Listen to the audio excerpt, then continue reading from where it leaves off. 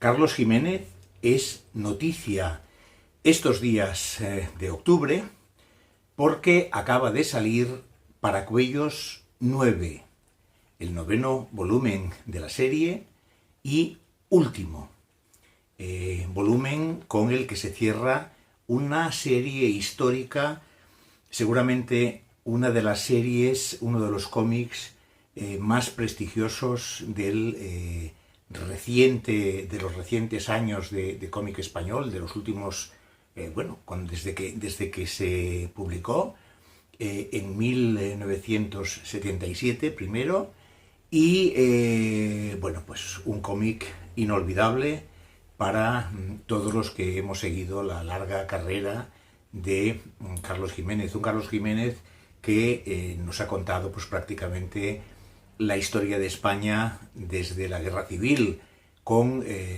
aquellos magníficos álbumes de Malos Tiempos, de 36, 39 Malos Tiempos, después siguiendo con todo el periplo de Paracuellos, de Barrio, Los Profesionales, Pepe. Han ido pasando las décadas de la vida de Carlos y en todas ellas, para todas ellas, hay un recuerdo y un testimonio de cómo era la vida entonces. Carlos Jiménez también ha sido noticia muy recientemente, el viernes 28 de octubre, porque en la Fundación Telefónica de Madrid se presentaba justamente el nuevo álbum de Carlos. Ya sabemos que el gran artista madrileño no es muy propenso a las entrevistas, por lo que en esta ocasión Guillermo Altares, periodista del País, conseguía establecer ese diálogo con Carlos, un diálogo que el dibujante siempre lo convierte en algo ameno, en algo inteligente, en algo realmente lleno de sentimiento. Bueno, en el programa de hoy de Cómics 21 vamos a recordar a Carlos y vamos a recordar un documento que es histórico. Era el 19 de marzo, vamos a ir para atrás, os advierto, vamos a hacer un pequeño viaje en el tiempo. 19 de marzo de 1984. Bueno, nosotros, Miguel Ángel Barral y yo, hacía un par de meses que habíamos empezado a colaborar con Tutain en el Club Medianoche de Creepy. Seguramente, recordando un poco aquella época, habríamos quedado con alguien para tomar algo en el Café de las Artes. Y después, pues nada, nos iríamos a casa, porque al día siguiente pues había que madrugar de nuevo. Esa noche del 19 de marzo de 1984, es decir, hace 38 años, yo me senté como siempre, después de cenar, en el sofá, y dispuesto a ver un programa muy interesante que en aquel entonces había en Televisión Española. Recordemos que únicamente teníamos todavía la 1, la 2 y las autonómicas, en nuestro caso en Cataluña TV3, pero las privadas aún tardarían en aparecer hasta el año 90. Bien, me siento y voy a ver un programa muy interesante que emiten ese día, llamado Vivir cada día, que es un docudrama sobre diferentes temas.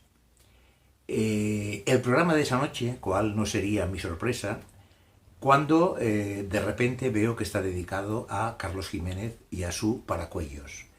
Y Carlos Jiménez visita el hogar del auxilio social, donde pasó bastantes años de su infancia, y lo rememora junto con su inseparable amigo Adolfo Usero, y lo cuenta de nuevo para nosotros. Ahí Carlos tenía pues 42, 43 años, aún era muy joven, pero bueno, con una madurez absoluta, y pues donde ya había publicado Paracuellos, OM, Colau, Los Profesionales, la primera parte.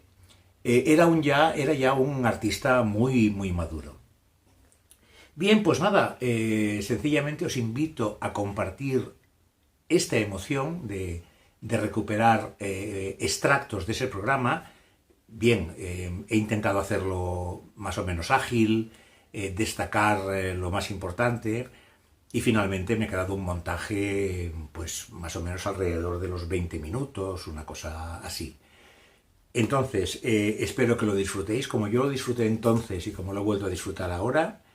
Y pues nada, que nos sirva a todos para no volver a caer en aquellos errores, en aquella guerra y posguerra terribles, que ningún niño nunca más tenga en su biografía un paracuellos ni un auxilio social y que estemos siempre precavidos pues ante el auge del fascismo. Muy bien, amigas, amigos, yo soy Marcos Ordóñez y esto es Cómics 21.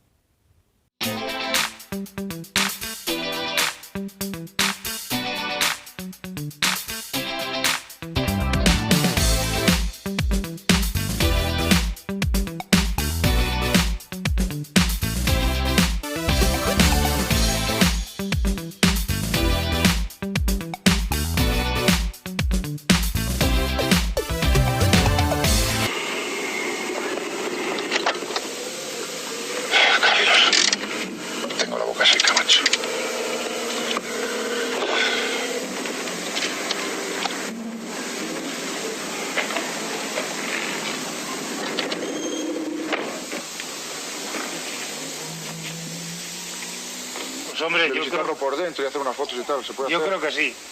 Hay un director, se habla con el director y, en fin, lo que él diga. Muy bien, pues nos puede acompañar a lo mejor. Pues sí. ¡Carlos! ¿A qué es lo que vienen ustedes aquí? Nosotros somos unos antiguos alumnos del colegio y queríamos, bueno, echar una ojeada a todo esto. ¿Y en qué año estuvisteis vosotros? Nosotros Estuvimos en el año 50 hasta el 52. Bueno, pues ya de entrada les podemos decir que no tiene nada que ver con aquellos años, vamos. Confiamos. Bueno, ha cambiado mucho. ¿Habría algún inconveniente en que hiciéramos alguna foto del colegio? No, que va, encantado, además de que podéis recordar. Oye, ¿a qué os dedicáis vosotros? Porque esto también nos gusta conocer un poquillo los chavales que vienen. Bueno, nosotros somos dibujantes los dos. Ah, dibujantes, ¿habéis estado aquí? Sí. ¿Vosotros? ¿Pero pintores o dibujantes? No, hacemos tebeos. Ah, tebeos, los cómics de Paracuellos, quizá. Sí, ahí eso he hecho yo. Tú no serás Carlos Jiménez, entonces. Sí. Hombre, encantado de que estés aquí. Hostia, Carlos, ya te han descubierto, tío. Hombre, con las ganas que teníamos de que estuvieras por aquí. Fíjate, te voy a decir ya de entrada que los chavales han leído el curso pasado, la inmensa mayoría de los chavales, los cómics que tú has dibujado sobre Paracuellos. Y que bueno, pues ha habido reacciones de todo tipo. Pues mira, aquí los chicos que lo han estado leyendo, hay cosas que vamos, que no se las creen por mucho que nosotros intentemos explicarles que era de otra época y tal. Vamos, imposible, es que dice eso casi exagerado y tal. Bueno, como educadores, cuando empezamos a leer estos tebeos hace un par de años o 3, queríamos conocer... Lo diré por última vez. ¿Quién ha sido? Os recomiendo que digáis quién ha sido. Si no... Por cierto, que aquí pues se edita una revista, ya os la enseñaré para que la veáis. Y espero que, bueno, que me hagáis por lo menos la portada y el final de la revista, ¿eh?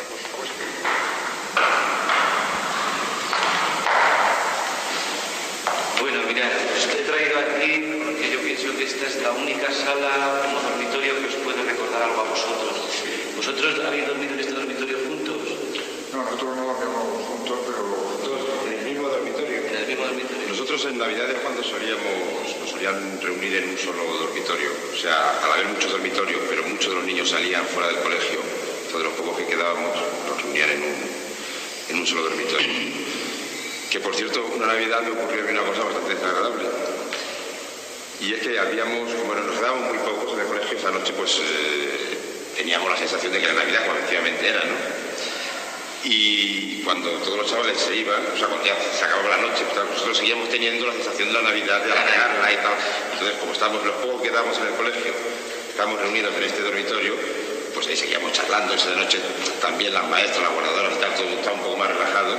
Y me acuerdo que otro chaval y yo, que éramos amiguetes, un hospital Elías.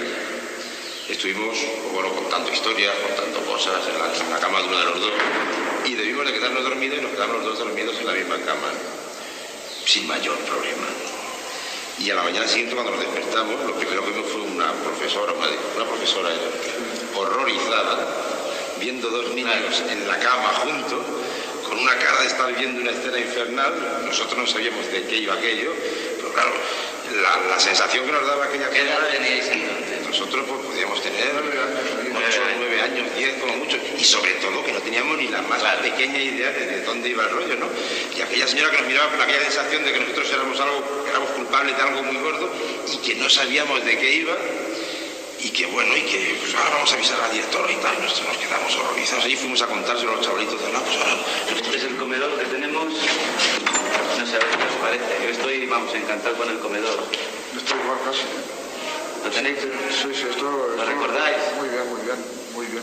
Estamos embargados por la emoción. Aquí es donde pasábamos cantidad de hambre.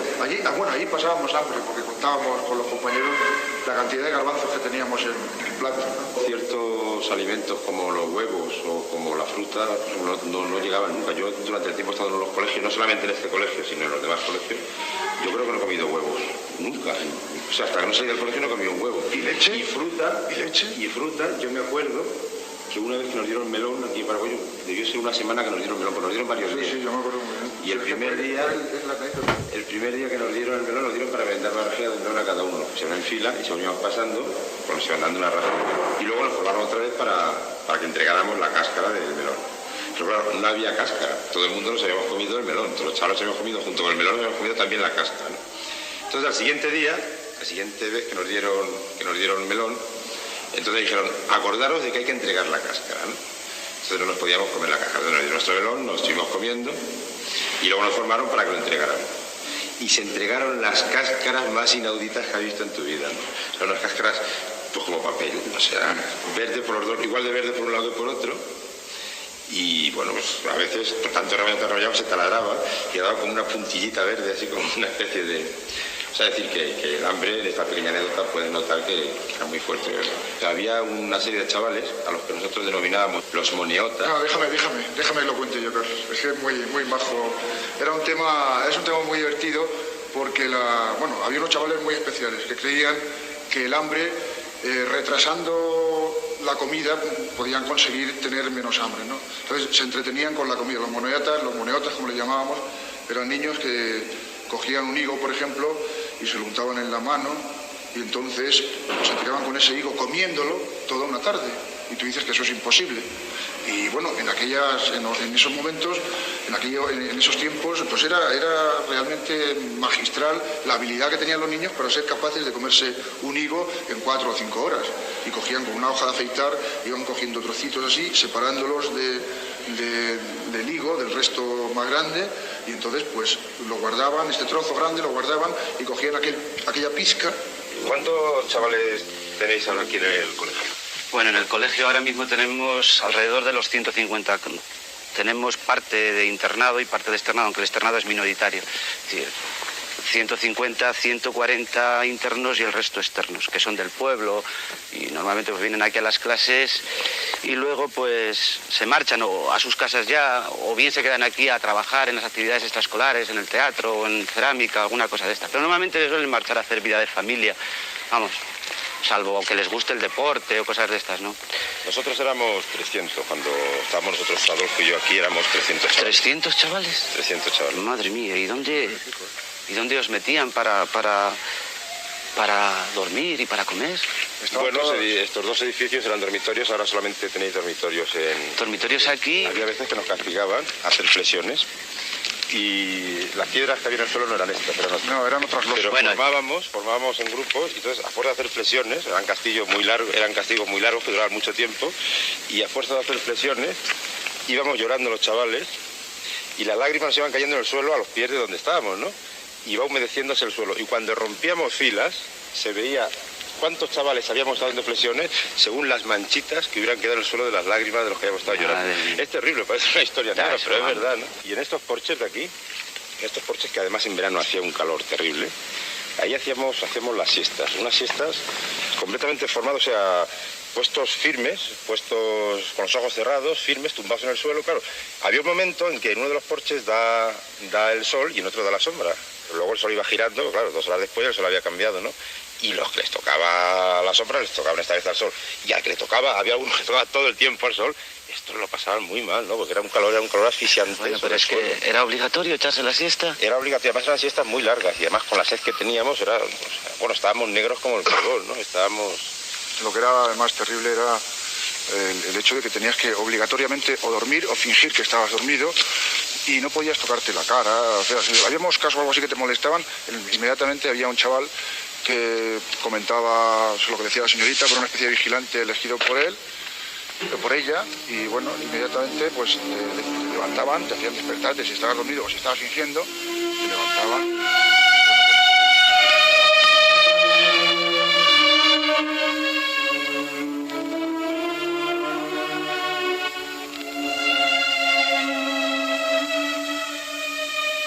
La siesta es buena. Lo malo es andar correteando por ahí mientras hacéis la digestión. Como ahora están pintando los dormitorios, desde hoy la siesta será aquí. Y en aquel rincón de allí, que era donde nos acurrucábamos en invierno, me acuerdo que yo me ponía en el rinconcillo, me gustaba dibujar. Yo recuerdo muy bien todo eso. Y los chavales que se acercaban a ver cómo dibujaba, pues me servían un poco de abrigo. Y íbamos haciendo una piña, que era lo que se llamaba estar acurrucado, era estar procurando que tu cuerpo estuviera muy en contacto con tu propio cuerpo y con el cuerpo de los demás chavales, y nos damos calorcito. Y terminaban haciéndose unos grandes montones de niños aquí al abrigo del rinconcito. Era lo que se llamaba estar acurrucado. Yo era de los que se acurrucaban. Bueno, ¿tan importantes eran para vosotros los tebeos en el colegio? Yo me pasaba mucho rato dibujando porque es que, primero, los tebeos para nosotros eran muy importantes. A mí me gustaba mucho dibujar. Y los tebeos aquí en el colegio era de las cosas realmente importantes. Porque era un poco todo, era el único contacto que teníamos un poco con lo que había, ¿no? O sea, con los colegios, los tebeos para nosotros en el colegio, en el hogar, que lo llamamos nosotros, eran un poco láminas de dibujo con las que copiábamos, eran un poco la moneda de cambio que teníamos para cambiar las cosas. Yo te doy 2 tebeos, tú me das esto, tal. Era un poco los juegos a imitar, o sea, vamos a jugar a tal tebeo, vamos a jugar al guerrero del antifaz, vamos a jugar al cachorro. El que tenía tebeos, el que tenía una cantidad de tebeos tenía un grado de poder, o sea, es decir, yo puedo dejar tebeos a mis amigos, yo tengo un cierto poder, la gente buscaba la amistad de los que tenían tebeos. Los tebeos eran muchas cosas, incluso el que tenía tebeos comía mejor porque a cambio de dejar tebeos, pues decía, bueno, tú me das tu pan y yo te dejo unos tebeos. Los terminados. ¿Qué os ha parecido el colegio? Muy bien, francamente bien. O sea, la verdad es que hay una gran diferencia en cómo hemos vivido nosotros aquí y ven los chavales ahora. ¿Os quedáis a comer? Mira que no cuesta nada, ¿eh? Yo os invito, ya que habéis venido desde Barcelona. No voy a ser que nos quedemos dentro, dejar de estar. No tenemos bastante. No, además queremos comer con estos amigos que tenemos, con la familia Saldaña. Ah, ahí detrás de la iglesia, sí. Ya me lo has dicho ahí arriba. Con nosotros cuando estábamos ahí en el colegio. Y lo vamos a ver ahora. Bueno, pues nada. Carlos, que os salga bien para Cuellos 2 y envía por lo menos 15 ejemplares. Adolfo, cuando queráis, aquí nos dejamos. Ya nos veremos. Ahora, hasta luego. Muchas gracias. Adiós. Dios, gracias, sí. Por hijo de rojo. Mi madre se había quedado sola, estaba sirviendo. ¿Tu padre había muerto? Mi padre murió. Bueno, me contó mi tía que murió de todos los vasos de aceite ricino que le daban, que le destrozaron los intestinos, el estómago y todo. Pero bueno, es una historia que la tengo olvidada. Aunque... A mí me metieron en el colegio porque soy hijo de un señor que tenía unas cavernas en el pulmón espantosas. De esto me he enterado después. Pero por lo visto mi padre tenía una tuberculosis galopante y se me iba. Y entonces mi padre decidió que el contagio era inminente, eliminarme de la casa donde él estaba viviendo. ¿Y tú, Cándido, por qué entraste en los colegios de auxilio social? Hombre, porque era hijo de rojo, que mi padre se tuvo que ir refugiado político a Francia, al cual yo ni le conocí, ni él a mí tampoco. Que como cosa anecdótica, la primera vez que yo fui a Francia a conocerle... ¿Tú qué edad tenías cuando viste a tu padre por primera vez? 22 años, en el año 61, en agosto del 22. Y entonces lo primero que me hizo después de decir, bueno, pasa a la cocina, no te pongas nervioso. Me siento y me dice, bueno, ¿tú qué? ¿Facha o de los míos? Yo. Mi padre era falangista. Mi padre era de la Guardia de Franco, pero estaba tuberculoso. Y entonces había que salvar al niño de la familia que era yo, porque yo soy el de en medio de 4 hermanas, 2 mayores y 2 pequeñas. Como todos sabemos, el problema de la tuberculosis era un contagio posible, potencialmente estábamos todos sujetos a ellos. De hecho, un primo mío murió, dicen que por contagio de mi padre, y entonces hubo que internar a otra hermana mía y a mí, y el resto pasamos todos. Pero mi padre era de la Guardia de Franco, no quiero significar mucho. O sea, que tú estabas porque no tenía nada que ver, porque aquí... Tú estabas en el colegio no por hijo de rojo, sino no por hijo de rojo, sino por hijo de tuberculoso. Os acordaréis, una vez en el colegio, el delegado nacional que iba todos los viernes. Me iba a hacer una visita por el colegio, en fin, nos miraba, apenas saludaba. Pero una vez se le ocurrió venir hacia nosotros. Estuvo con nosotros charlando, nosotros, como era una cosa nueva, pues todos a por él. Charló con nosotros amigablemente y cuando se marchó, pues dijo, bueno, adiós chavales. Nosotros, pues bueno, adiós. En fin, cuando se marchó el instructor muy enfadado, pero un enfado terrible, nos formó a todos, dijo, a formar todos, los 3 últimos. Los 3 últimos, ¿te acuerdas que los que llegaban 3 últimos? Los 3 últimos quería decir que los 3 últimos que llegaban, que alguno tenía que llegar el último, eso era impepinable. Bueno, pues dice, ahora os voy a enseñar cómo se debía de haber saludado al director, al delegado nacional de auxilio social. Dice, os habéis debido de poner firmes, dar un taconazo y con el mano en alto, decir, arriba España. Y estuvo durante un cuarto de hora o media hora, no me acuerdo yo, con el pito, pi y todo, arriba España. ¡Pi! Arriba España. Y luego, después de la media hora, cuando ya se pasó eso, dice, bueno, pues ahora para que os acordáis, no sé tampoco cuánto tiempo, porque mucho tiempo, estuvimos durante media hora o 3/4 de hora haciendo flexiones, para arriba, para abajo, para arriba, para abajo. Flexiones con las manos en alto. Sí. Luego lo que terminaba, yo me caía para atrás, yo empezaba a llorar, Antonio, ¿qué que Cándido se está llorando, tal, dice, bueno, que lo deje, porque yo tenía un defecto físico y a veces me respetaban. Otra vez, pues que siga, o sea, que me caía para atrás. Tenías esta ventaja. Hombre, yo no entraba en los 3 últimos, o sea, que si yo llego ya en los 3 últimos, todos los días me llevo una hostia. Todos los días te habían cogido. Mi obsesión era escaparme. Yo no sé si a vosotros os pasó algo semejante, pero mi obsesión era escaparme porque tenía la seguridad de que en casa aquello funcionaba. La primera vez que intenté escapar, no conseguimos reunir sábanas suficientes para descolgarnos desde el dormitorio que estaba en un segundo piso hasta abajo. Y entonces ¿Os escapabais por una ventana? Nos escapamos por la ventana.